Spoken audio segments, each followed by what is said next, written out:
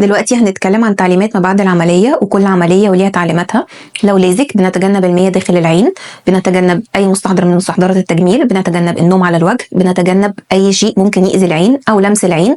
حتى لو في دموع بنمسحها من تحت العين اللي هي عظمة الخد، ما بنمسحش الدموع من العين خالص.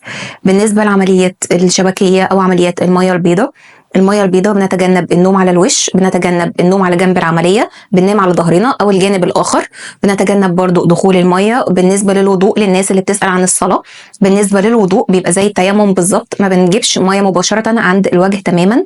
نقدر ده نعمله لمدة 5 أيام وبعد كده نمارس حياتنا بطريقة طبيعية جدا. عمليات الشبكية بيبقى ليها تعليمات أخرى، باستثناء يعني لو الدكتور طلب منك تنام على وشك او تنام على وشك، بنكون موطيين لفترة معينة او 48 ساعة، بنفضل نايمين على وشنا او راسنا للامام.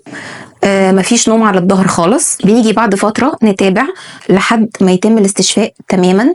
ده بالنسبة للمياه البيضاء وبالنسبة للشبكية.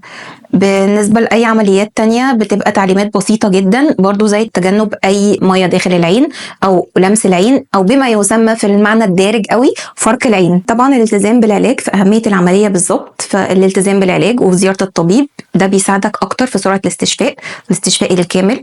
ومهم جدا جدا جدا تجنب لأي خطأ من الأخطاء اللي احنا قلنا عليها في البداية لأي عملية. وأتمنى لكم صحة جيدة.